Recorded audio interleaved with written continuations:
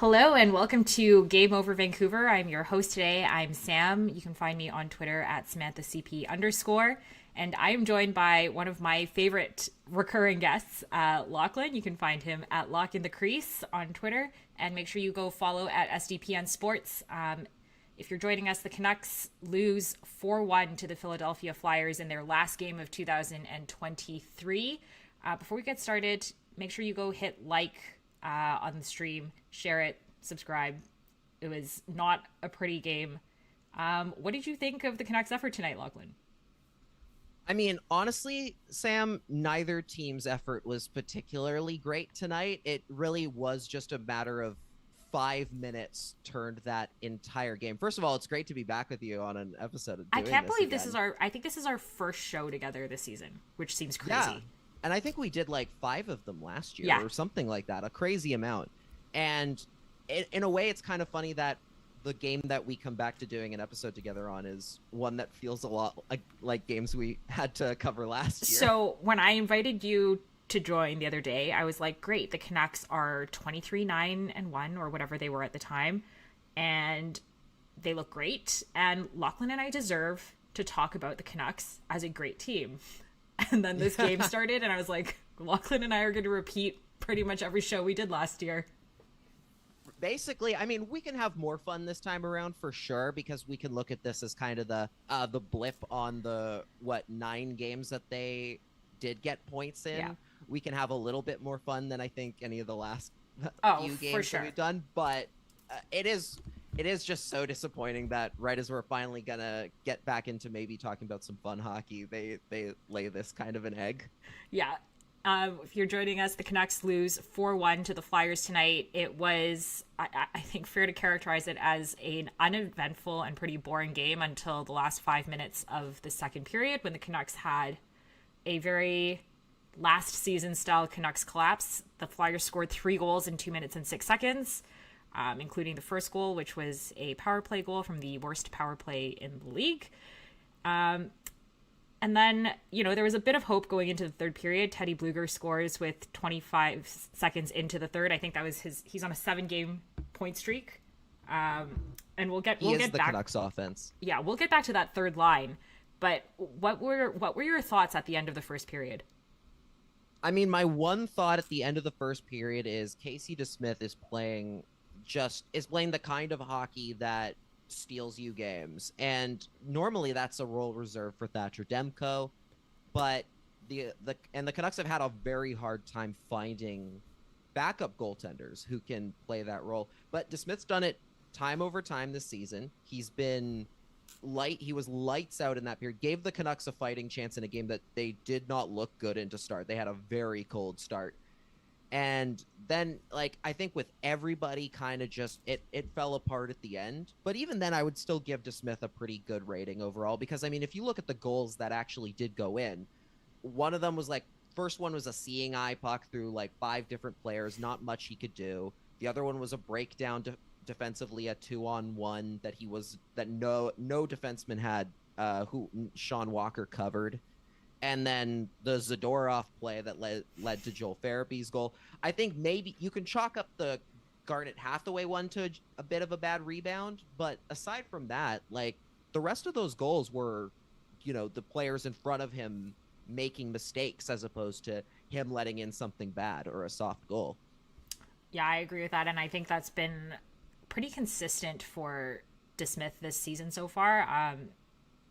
I think one thing we've talked about on the show before is the Canucks have had a hard time finding a reliable backup in the last couple of years, and this is probably the first time in a long time that they have a backup that they can count on to steal games for them. Yeah, and they're managing his ice time well, as opposed to with some of the other goaltenders who are on par with DeSmith, where you had a case where say Yaroslav Halak is a great example, where he spent weeks between starts on the bench under Travis Green and then Bruce Boudreau after that. And then all of a sudden, Demko, I think, got COVID or was injured, and Halak had to come in and play a bunch of games down the stretch that he was nowhere near prepared for. And so suddenly everyone was like, well, Halak's cooked. But here he is still playing years later. He's still in the NHL. He's still quality backup goaltender. It's just a matter of, giving guys regular starting ice time. With DeSmith, they're doing that. They're doing a great job of giving him regular games and not just throw away second of a back-to-back nights. They're making sure he gets real quality starts. Like, this is a game that Demko maybe starts in a different year. Yeah. But DeSmith got it. And again, I think he was fine. Outside of one goal, I think he did his job. And I've had that complaint before about the Canucks goaltending management. I thought that when Markstrom was playing, they overplayed him and that they should have played Demko more. I thought when Demko started the first couple of years, they overplayed him. And frankly, in a couple of those years, it led to collapses later in the season when they would get injured or they'd just be burned out. And I think it's going to ultimately be better for Demko if they can keep rotating DeSmith in regularly. Yeah, especially because now we more or less, barring an unforeseen collapse that might even surpass anything the Canucks are capable of, the Canucks are probably going to play in the playoffs this year. And when that day comes, you want Thatcher Demko to be at 100% health and as refreshed as possible. You see it all the time with, especially with other teams and how they've managed their goaltenders and how often the wheels completely come off near the end of the season because they played their number one guy into the ground and needed him to win any games. Just like Calgary was a good example with Markstrom, where they had that division winning season and then everything crashed and burned in the second round against Edmonton because he was playing injured, because he had played too much during the regular season and they couldn't trust their backup at that point. So the fact that they can trust DeSmith to come into these games it's a winning situation for both goaltenders, even though as a goaltender myself, I can tell you we always want to play every single game. We know we shouldn't. Like, you shouldn't play every night. So it's good to get a night off from time to time. Yeah.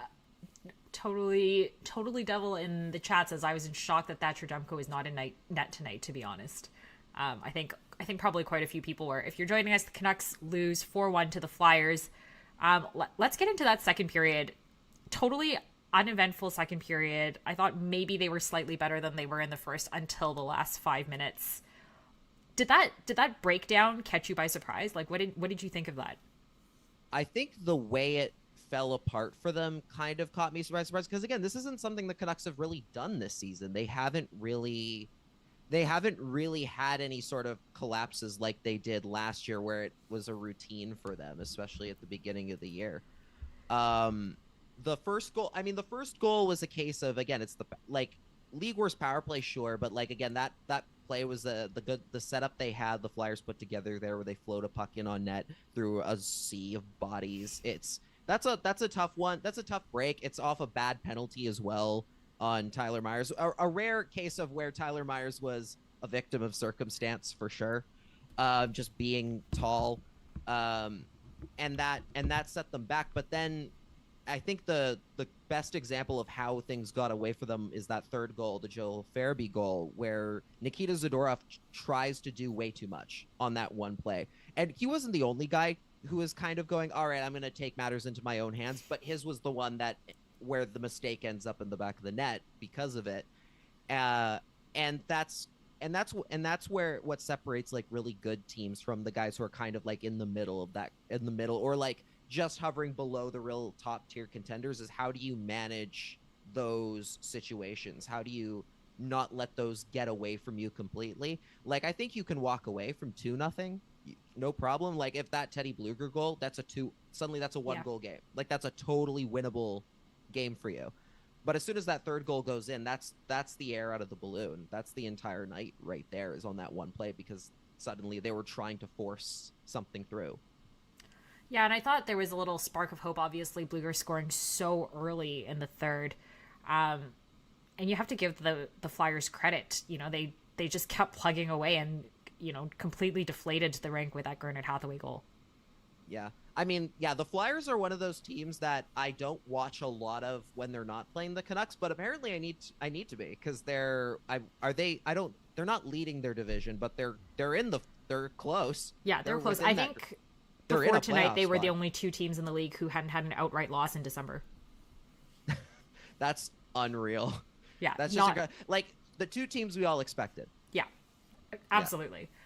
Speaking of things that you expected, obviously that third line, who could like? I mean, it is so funny how automatic that third line is now. Like when you see them get on the ice, you're like, okay, something's gonna happen. Which is, first of all, just such a testament to how well this Canucks front office has fixed a lot of the holes that plagued the team for years under the previous guys, where you could not get offense to save your life from anyone below the top six. It seemed like on most nights. Now you are in a scenario where if the first line isn't scoring or the second line isn't scoring, you still know you're gonna get offense from something, and it's not just like a maybe they'll score. It's a no, I fully expect them to go out there and create a good scoring chance and probably convert on something. That the Toyota line, as I've ended up calling them, I think most people are calling them nowadays, they're just so reliable when they get the puck in the offensive zone. Teddy Bluger has been such a breath of fresh air for that line. He's been unbelievable. I don't know who your favorite is on that line, but for me, it's like, I mean, they're all awesome players in their own way, but like for me, just watching Teddy Bluger and what he's able to do as that third line center is awesome. Yeah, Bluger's my favorite on that line as well. You preempted my question, which was going to be, what were you calling them?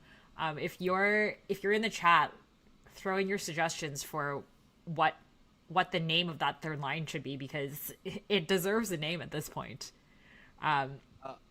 There's so many. It's gotta. I mean, the Toyota line, I'm obviously very have a strong connection to, because it's the Stan Cheese brand for me. So I gotta rep Wyatt and Cody with that one. But hey, we're open to suggestions on that one, I'm sure. That was Bluger's on a 7-game point streak. And one thing that I think, I don't think it's a surprise, I think everyone's kind of having this discussion, is how disappointing it is that when that third line is going and creating plays and trying to make something of the game, that your top lines aren't showing up. And tonight, not only not showing up, but kind of blowing it. What are your thoughts on the slumping top six? I mean, I think with the top six in particular, it's hard to say, because we saw them so easily scoring in the first bit of the year, where, like, again, the whole PDO regression thing, right? Kyle's favorite.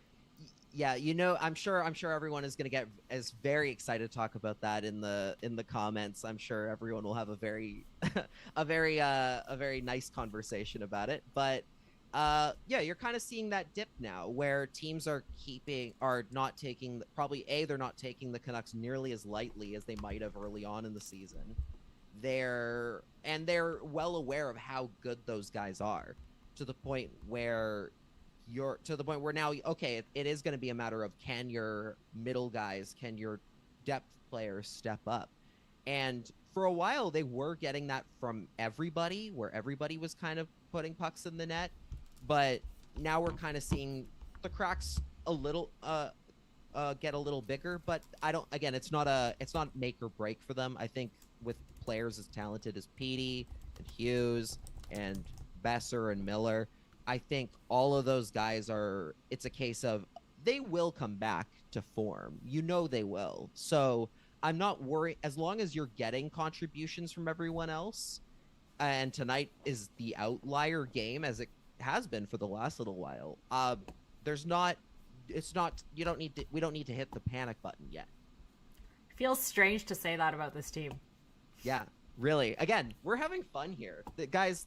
It is so much more fun talking about a team that wins regularly. I can't overemphasize. Like, I mean, yeah, when you lose 4-1, I think we've lost you for a second.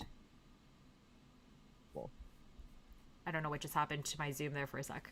I think you're back. I think we're back. Yeah, sorry, we had a brief video outage there. I was going to say, to your point, despite the fact that they lost 4-1 tonight, and it was overall not a great game to watch, losing 4-1 when you're 23-10 and whatever they are, is a totally different feeling than when it's just like, oh, this is like the 25th loss of the season. Yep. It is like, well, where were the Canucks at this time last year? Like, not in terms of record, just in terms of vibes. The coach was on this way was to like getting fired. Yeah, I think we were kind of like at or close to the bottom. This is like the 1 year anniversary of everyone thinking Boudreau was going to get fired and then them just dragging it out. Yeah, it's prior to the Horvat trade. There was all that noise. There was so much. The vibes around the team were terrible. Yeah. And the year before that, it was just coming out of the Benning and Travis Green firings, which were a silver lining after 8 years of mismanagement, but it was still kind of a case of, well, look how far back they are. They're winning some games, which is nice, but they're still so far back that it doesn't really matter. Now it's a case of, oh, one loss, who cares? You had points in 9 of your last 10. Big deal.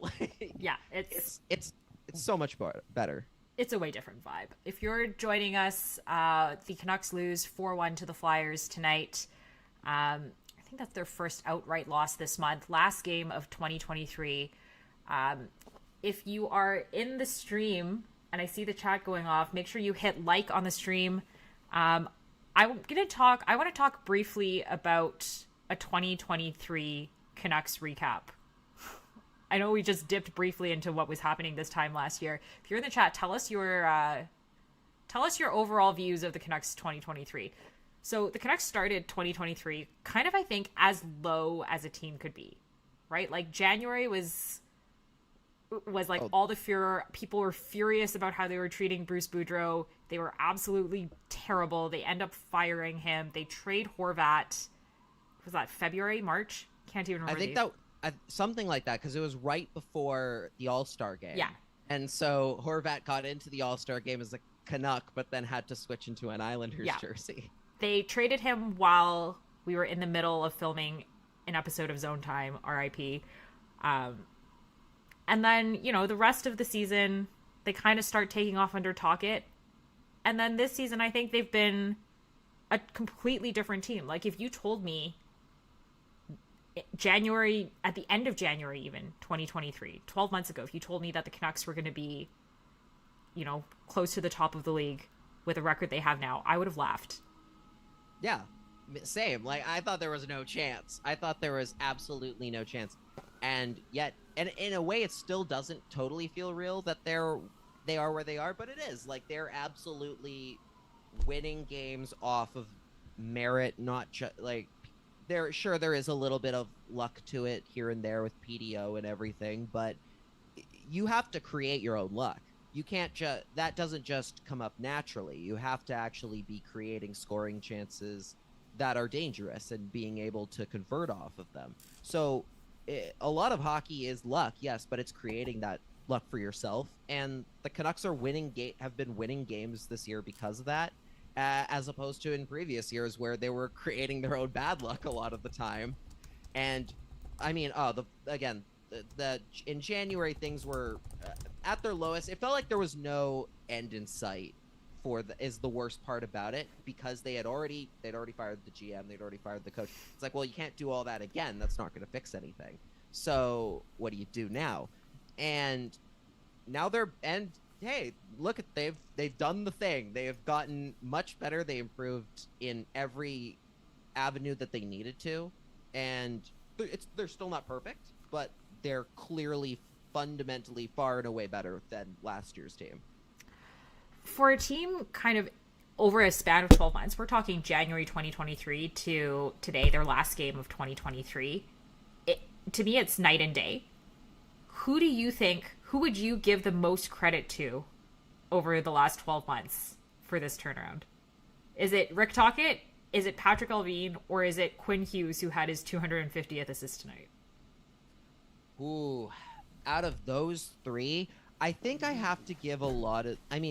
I think Tocchet deserves a lot of credit, but I think that the roster he was handed to start this season was, again, so much better than the roster the last couple guys have been given. including Tocchet himself when he came into the job. I think it's got to be Allvin. I think the difference that guys like Teddy Bluger and Pius Suter and Ian Cole, Carson Soucy, Casey DeSmith, the list goes on. And not only that, but also being willing to move on from guys that they themselves talked up, like Anthony Beauvillier. Knowing full well that there was I was very worried that they were going to give him an extension because he was the centerpiece of the Horvat trade when it was like, okay, he's not worth it. Don't do it. And no, they moved on. They found a way to move on at a time that made really good sense for them. They've got Nikita Zadorov in there now. They have found a willingness to shuffle pieces at the right times and also stick with guys like Connor Garland, as opposed to selling them for peanuts. Or Brock Besser is a great example of a guy that some people wanted booted into no man's land last year. I always believed in him, and now look at him go. Like, this is the kind of I think the front office deserves the majority of the credit here, at least in terms of the roster that they built and giving Tocchet a chance to win with a good team, and also giving guys like Quinn Hughes an opportunity to not have to be so isolated on that defense. Now they have to worry about some other guys, and they can't just center right in on Quinn Hughes. Yeah, I totally agree with you. I think it's a bit of a loaded question. It's obviously Allvin. I don't think it's very controversial. To your point, I think I've said before on the show, I think people are aware of this. Obviously, to me, it's the first season in a long time where the Canucks aren't just kind of swinging for the fences with these risky kind of trades like Madden for Toffoli and just trying to make a splash. And there's been a lot of smaller moves, a lot of tinkering that has paid off. But I think you're also dead on that they haven't doubled down on players who don't deserve it the way they have in the past. And there have been very few bad contracts handed out. I mean, the only one I could even really quibble with is I think the Kuzmenko one, and that it's not even that bad. Like, it's he's been disappointing. Is he worth the contract he has? No, but it's not outrageous like some of the other ones they've handed out before. No, you can absolutely move on from Kuzmenko at some point. You're in a position where you might not want to do it while he's at his absolute lowest value, but you can do it. It's not a boat anchor that you'll never get rid of. It's not even a case, and it's a case where, hey, he might end up finding his path back, who knows, and making that contract look like a bargain again at some point. But yeah, they haven't made it into a case where they're stuck in between a rock and a hard place. Obviously there's still time for that to happen with things like, Elias Pettersson doesn't have a contract, but that's for the future people to figure out. That's for the future Canucks to figure out. Right now, you're just having fun. You're winning games. And I mean, yeah, like hopefully this is the winning that Elias Pettersson was looking for when there was talk of, hey, he wants to play for a winning team. Like, I think this is pretty good. You don't think he wants to just suddenly go to the Chicago Blackhawks on the basis of an absolutely garbage rumor? No, I gotta say, I don't think that there's any truth to that. Shocking. Considering the source. Considering the source, considering just the overall idea of why on earth would a player with the best player on the second, right now the team tied for the best record in the NHL, go, you know what? I'm going to go to Chicago. I'm going to go pack my bags and play for the second last team in the NHL to play with literally one guy, and that's it. Yeah. Listen, if Connor Bedard and Elias Pettersson are going to be teammates, it ain't going to be in Chicago. It's going to be here. He's going to come here. It's hard to think of something more far-fetched than a guy who has made clear for the last few seasons how unhappy he is with losing, with wanting to be kind of the guy on the team, and finally having that opportunity. Like, this is a guy who said he wasn't going to sign an extension here until he saw what happened this season. And the idea that he's going to, at this point, after finally winning, after seasons of losing, he's now going to go to Chicago is one of the stupidest rumors I've heard in a long time. Yeah, you know what? I've changed my mind. I like losing more. I like being 11, 22, and 1. That's real. That's what's really fun. Playing for an organization who has shown time and time again how world class they are. The Chicago Blackhawks. Like, no, there's zero chance. There's less than a zero chance that that's gonna happen. Hey, yeah. There's he'd sooner go to San Jose if anybody out of that group. Like, come on, Chicago, yeah. No. On the topic of Elias Pettersson, what do you make of his season so far, and what are your thoughts on his contract negotiations? With Pettersson, I think that it's a case of, look, again, the Canucks were in a position. This is kind of not to focus too much on the previous regime and what they did, because they're long gone and the team's doing much better now that they're gone. But again, I just look back at that time and it's like, why didn't you just give him a blank check when you could have? I mean, that's what he's worth. Because they didn't have cap space. Because they didn't have cap space. They couldn't actually afford to lock him up for a long time. They really needed Oliver Ekman-Larsson more than that. More than Elias Pettersson forever. Which just tells you how different things are now.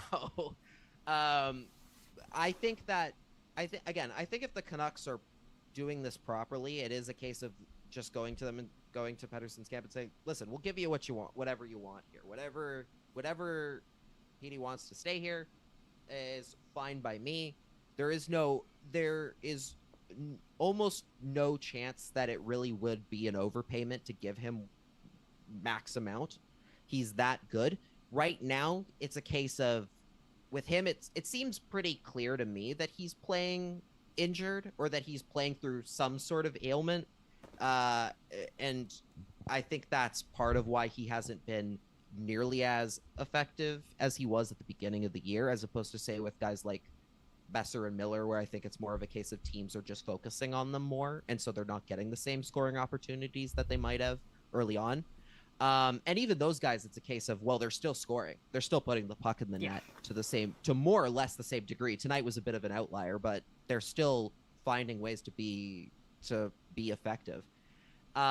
With Petey, it's a case of, I think it is just a case of he's playing through a little bit of something.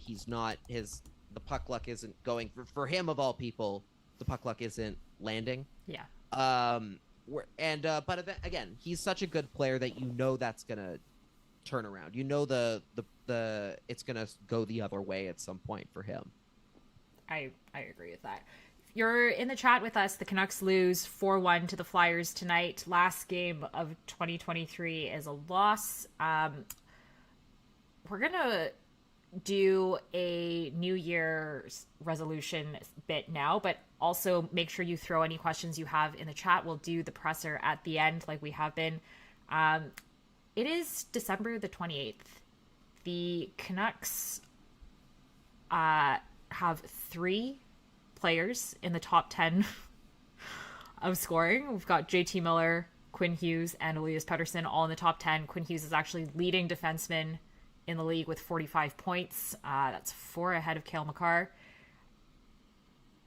What, if you could go through this team and make New Year's resolutions for various players, let's talk about what those are. What's your New Year's resolution for Rick Tocchet? I mean, my New Year's resolution for Rick Tocchet is, I think, the same as yours, Sam, which is I would like to, if I'm Rick Tocchet, my New Year's resolution is I'm going to win the Jack Adams Award.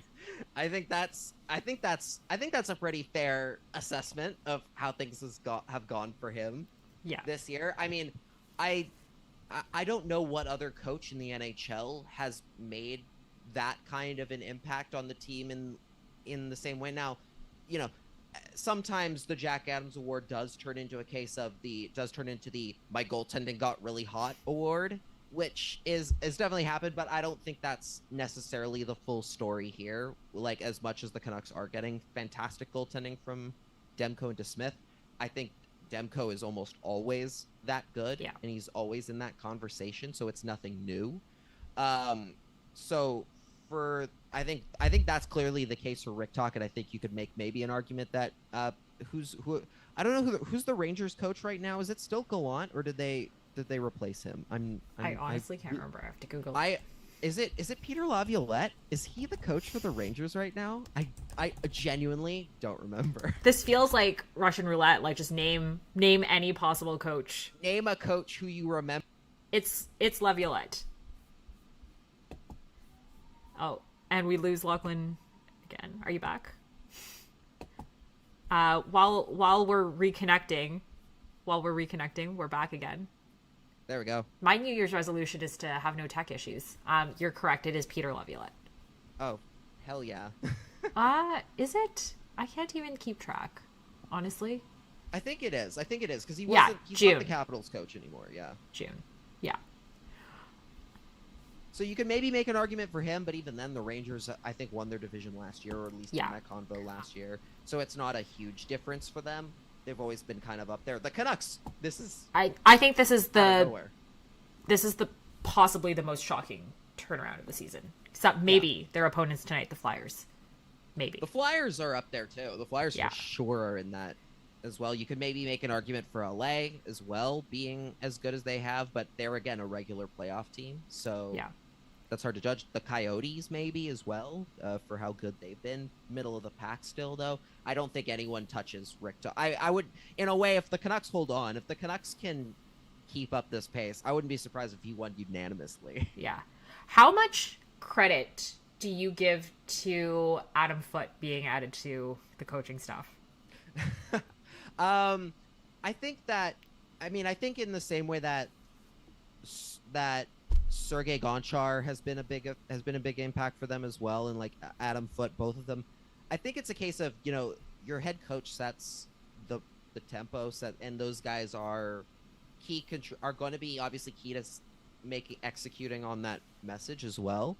I think Adam Foote has done a pretty decent job. But I also think that the defense that Adam Foote is working with this year is light years better than a lot of the ones that the last guys have had to work with as well. This is the first time in years that I think they have a legitimate NHL blue line. Do I think it's not the best one. The best, but it's serviceable. It's good. It is above average. It is definitely above average. They're not certainly adequate when healthy. Yeah, they're mediocre. And they're not mediocre. They're above mediocre. Yeah. They've cleared that bar. Okay. Kaya's going off in the chat. Kaya's New Year's resolutions: sign Petey, figure out Hronek, Quinn Hughes Norris, Stanley Cup, no President's Trophy. I like it. I think I could trade a President's Trophy for a Stanley Cup. That's a fair trade-off to me. Yeah, I like it. What is your New Year's resolution for Quinn Hughes? For Quinn Hughes, I think it's just getting a photo with Dom Lucian. I think that's got to be his resolution this year. That'd be so funny. That'd be an incredible, just like, hey buddy, how's it going? That would be so good.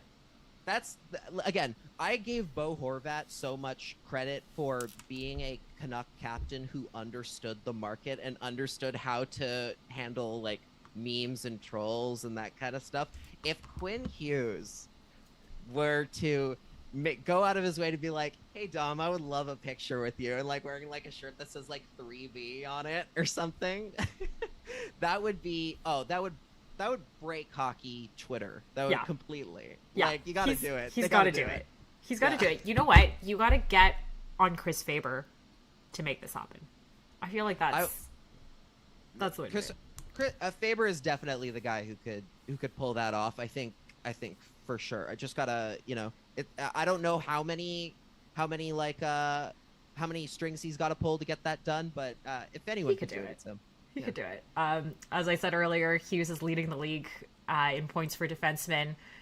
Julian McKenzie of The Athletic said earlier this season, like very early on in the season, that Hughes was his dark horse early favorite for the Norris. And at this point in the season, almost halfway, I think he's got a good shot. Absolutely. I think that you're seeing people come around to the fact that not only is he good at scoring, and not only like he's not a one element guy. He clearly is good defensively. He's clearly good in his own end. He absolutely knows how to lead a group in terms of when it comes to quarterbacking the power play and playing it both like a full 60 minutes, playing a full 200-foot game.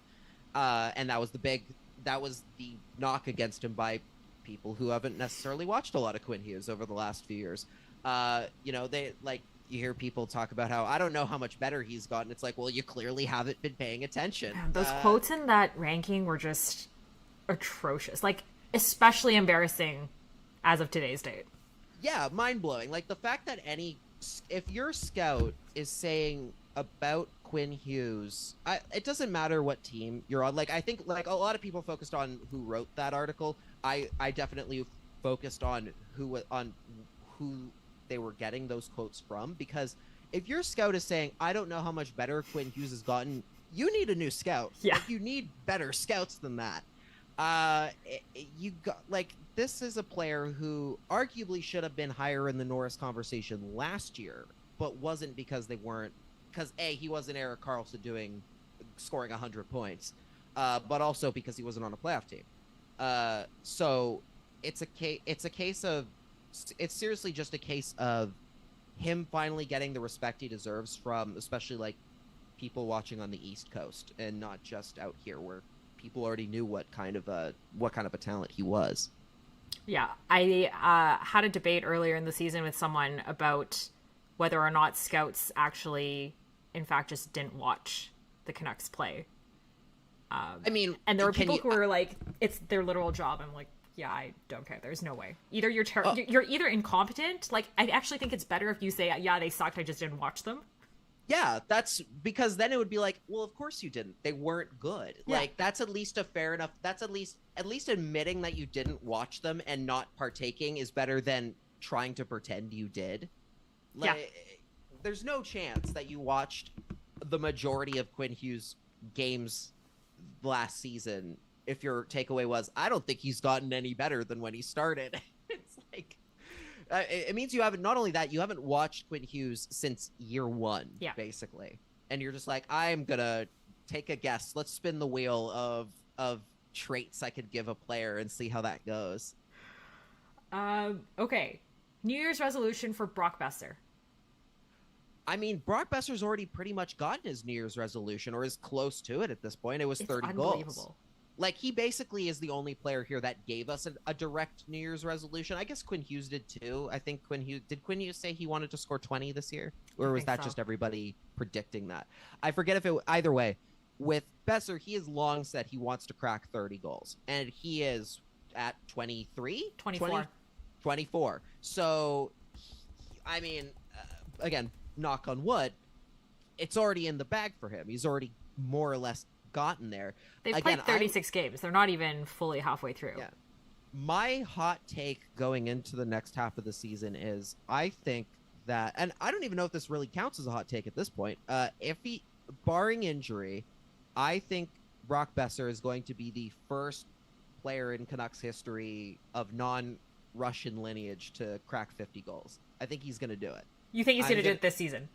Yeah, I think he's going to crack 50 this year. I think he's going to be the only guy not named Pavel Bure or Alexander McGillney to do it.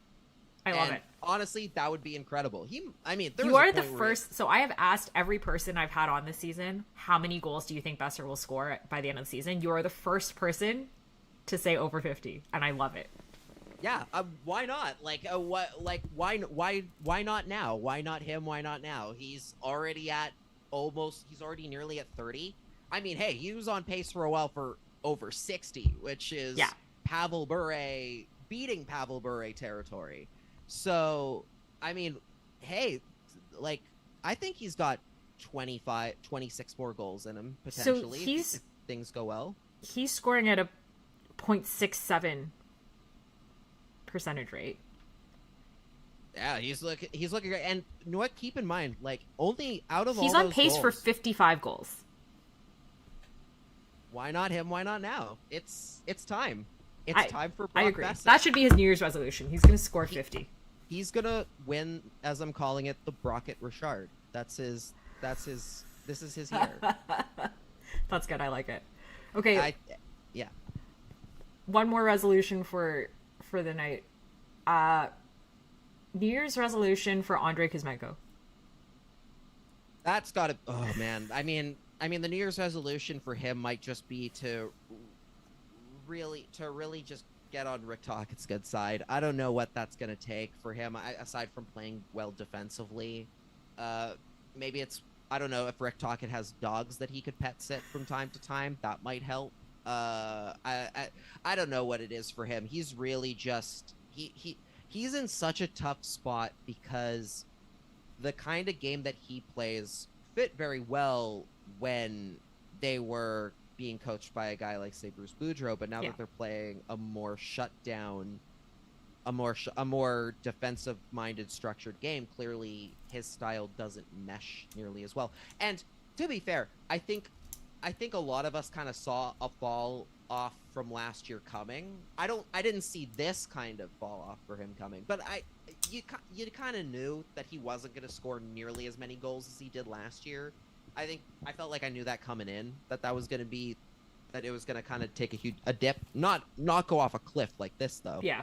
I think at this point, it's very much a case of, well, you kind of got two options. You got to kind of play out the stretch here, try to give another team a reason to try and come and trade for you, or you got to make it work here.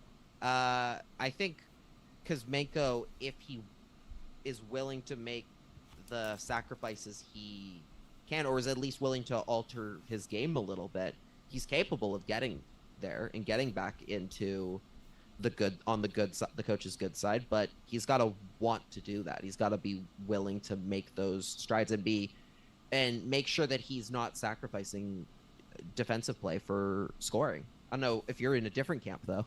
No, I absolutely agree with everything you just said. I think Don't you just love it when there's full agreement? Yeah. Agreement? Yeah. Absolutely. All right, if you're still with us, thanks for joining. The Canucks lose 4-1 to the Flyers. We're going to take just a couple of questions in the presser. HSM Fangirl Gaming says, if you were betting money on the Canucks, how far could they go in the playoffs? So, sorry, if I'm betting, like, how much money, like, is this how much money I would bet on them to go deep in the playoffs, or just, like, how far do I think they're going to go? I'm going to assume how far can they go? So, the floor for the Canucks, really the marker for the Canucks has always been the second round for them, because every time they've made it out of the second round, they have gone to the finals. So it really is a case of, do I believe that they could, when there's only 8 teams left, when there's only 4 left in the conference, can they get through? Looking at that group, I think that probably, unless they luck out and get somebody like, say, Colorado, I think, who they've had their number, I think that might be kind of where it kind of their landing spot for them. Again, like, if you get run into Vegas, for example, right before especially, and under the current playoff system, they'd have to play Vegas before anyone else. I think that's going to be in a tough spot for them. I mean, the Knights have not looked particularly good lately, so who knows? Yeah, but I mean, no one really has. I've had people being like, what's going on with the Avs? I'm like, I don't know, man. They've got 45 points. They're top of the Central. You know what's interesting? You know what's interesting about the Avs, though, is that they're at the top of their division, but every time I see a clip from they've the looked player, they sound garbage. like they're all want to kill each other. Yeah, and the locker room drama has been insane. Which is why, you'll have to explain this to me after the show, because I'm genuinely so befuddled. I don't understand it. The only thing I've got, I'm like, the only thing I've got is, like, without Gabriel Landeskog in the room, everything is falling apart inside, but I don't know what it is. They sound like they're about to kill each other.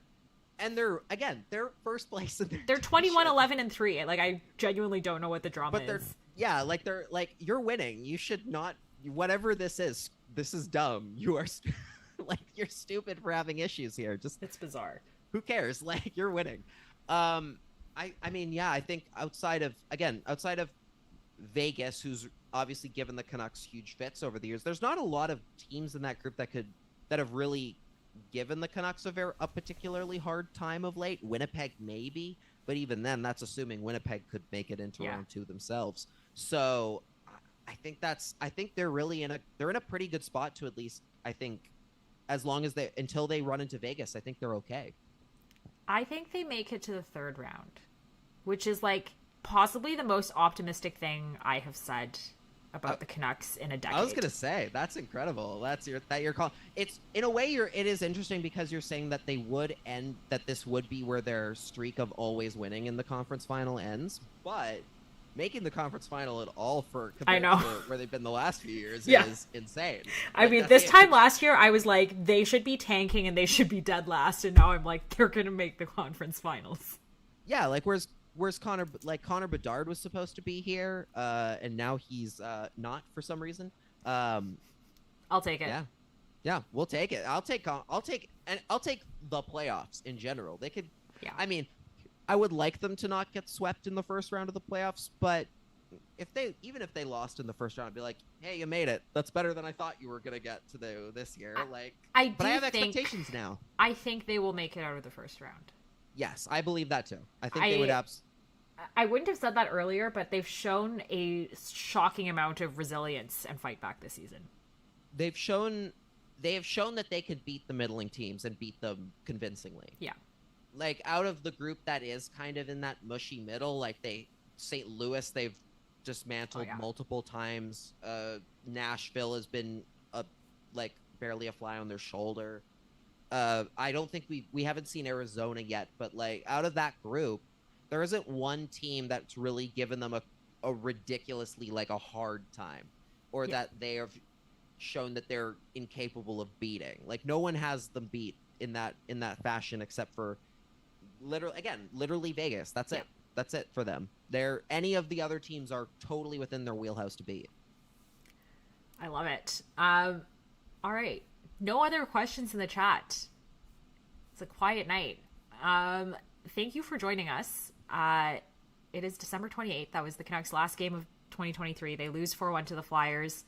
They don't play again until 2024, Tuesday, January 2nd, against the Ottawa Senators. It's a crossover game, and I will be hosting with Charlie from Game Over Ottawa. Thank you so much for joining us, Lachlan. Everybody, make sure you go follow Lachlan on Twitter at LockInTheCrease. Follow at SDPN Sports. And have a great rest of 2023. See you guys in the new year.